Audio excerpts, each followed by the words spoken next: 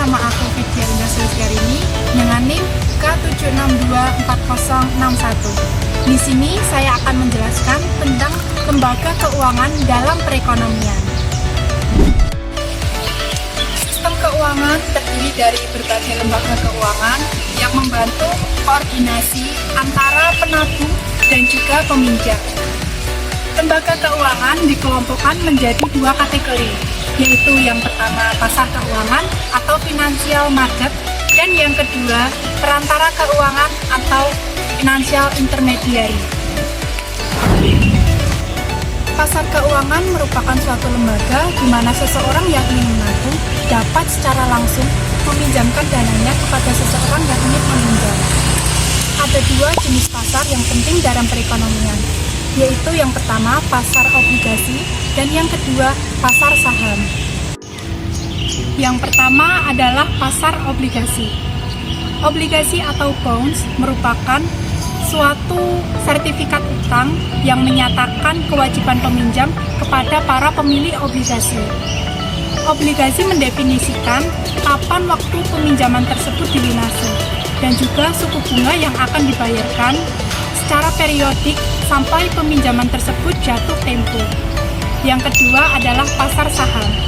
Saham adalah kepemilikan suatu perusahaan, oleh karena itu saham bisa disebut juga suatu klaim atas laba yang dihasilkan oleh perusahaan tersebut.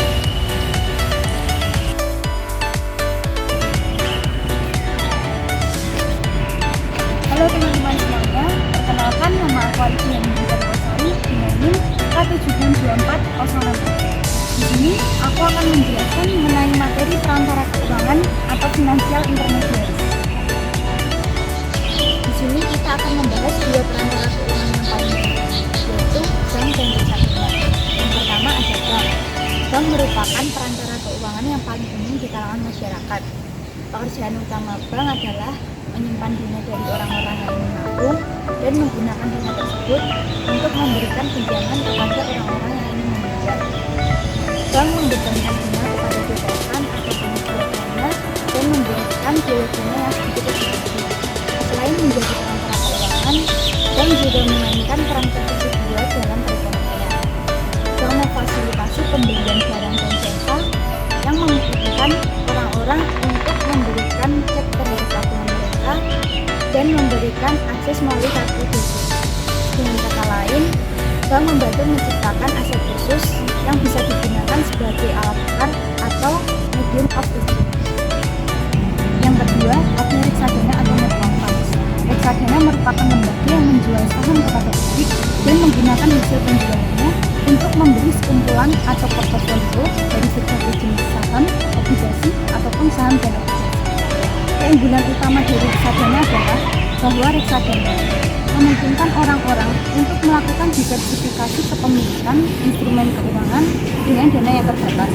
Dengan nilai uang yang relatif kecil, seseorang dapat melakukan pembelian saham atau reksadana yang secara tidak langsung menjadi sebagian pemilik atau kreditur dari ratusan perusahaan besar.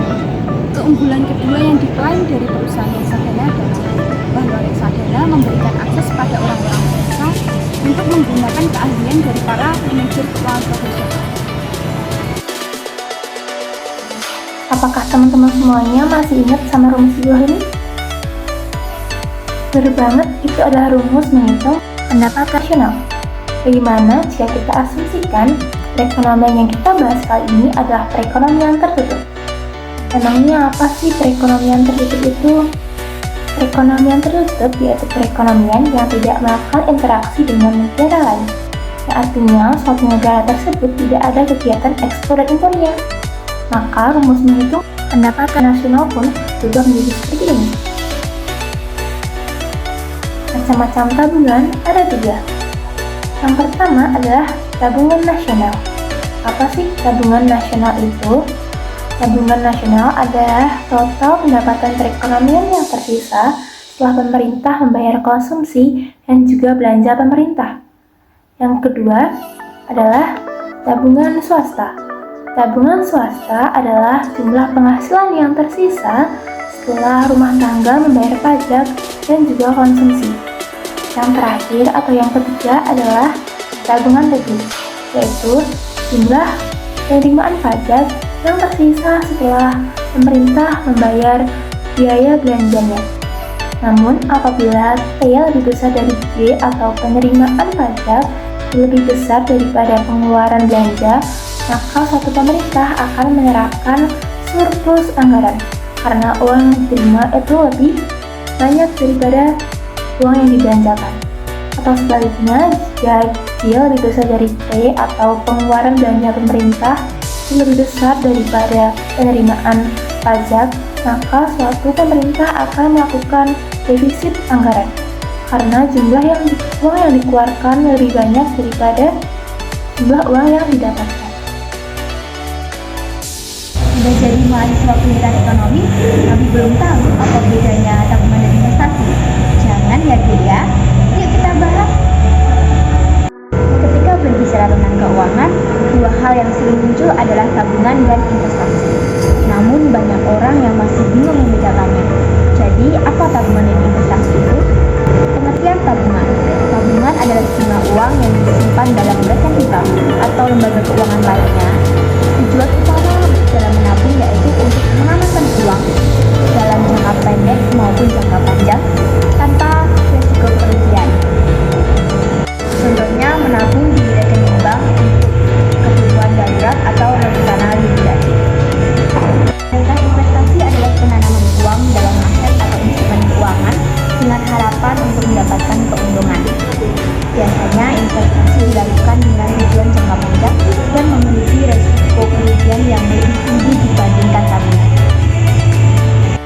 Contohnya membeli saham atau properti dengan harapan nilainya akan naik di masa yang akan mendatang.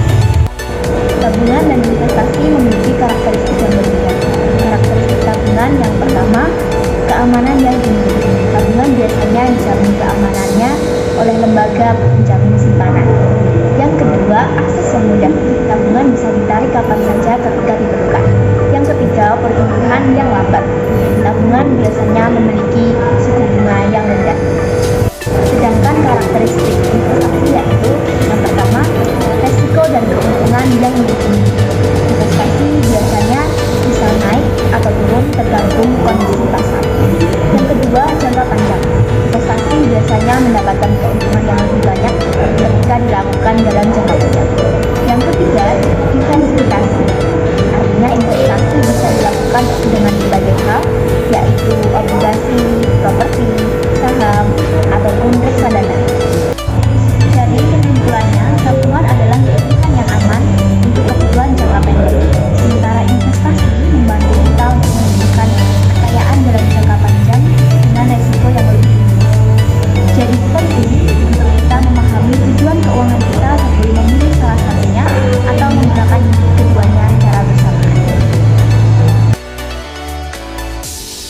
Pasar dana pinjaman atau Market for Loanable Funds merupakan suatu pasar di mana para penabung melakukan penawaran dana dan para peminjam melakukan permintaan dana. Penawaran dana pinjaman berasal dari orang-orang yang memiliki kelebihan pendapatan yang ingin disimpan dan dipinjamkan. Seperti ketika rumah tangga menyimpan dananya di bank, yang nantinya digunakan untuk memberikan pinjaman oleh bank. Permintaan dana pinjaman berasal dari rumah tangga atau perusahaan yang ingin meminjam untuk melakukan investasi. Suku bunga adalah harga dari suatu pinjaman. Hal ini merupakan jumlah yang dibayar oleh peminjam atas pinjamannya dan jumlah yang diterima oleh penabung pinjaman atas tabungan mereka. Dalam kasus ini, tingkat suku bunga keseimbangan adalah 5% dari dana pinjaman sejumlah 1.200 miliar merupakan jumlah keseimbangan yang diminta dan ditawarkan. Suku bunga yang lebih tinggi mendorong kenaikan jumlah tabungan, sehingga meningkatkan jumlah dana pinjaman yang ditawarkan dan menghambat pinjaman investasi, sehingga mengurangi jumlah dana pinjaman yang diminta. Jadi, kurva permintaan terhadap dana pinjaman memiliki kemiringan negatif, dan kurva penawaran memiliki kemiringan positif. Di sini saya akan menjelaskan insentif untuk menabung, meningkatkan penawaran dana pinjaman, yaitu Insentif pajak untuk menabung meningkatkan jumlah penawaran dana pinjaman, terlihat dari penawaran S1 ke pergeseran penawaran S2. Yang selanjutnya, dapat menurunkan suku bunga tabungan. Hal ini menaikkan kuantitas dana pinjaman yang diminta karena rumah tangga dan perusahaan termotivasi untuk meminjam lebih banyak. Di sini saya akan menjelaskan mengenai insentif untuk investasi. Ketika suku bunga di bank naik yang awalnya 5%, naik menjadi 6%, mendorong masyarakat untuk menabung uangnya di bank. Sehingga jumlah dana pinjaman yang terhimpun di bank pun juga akan naik yang awalnya 1M menjadi 2M. Hal tersebut meningkatkan permintaan akan dana pinjaman dan investasi. Seperti yang terlihat pada garis D1 naik ke garis D2. Di sini saya akan menjelaskan dampak dari defisit anggaran pemerintah.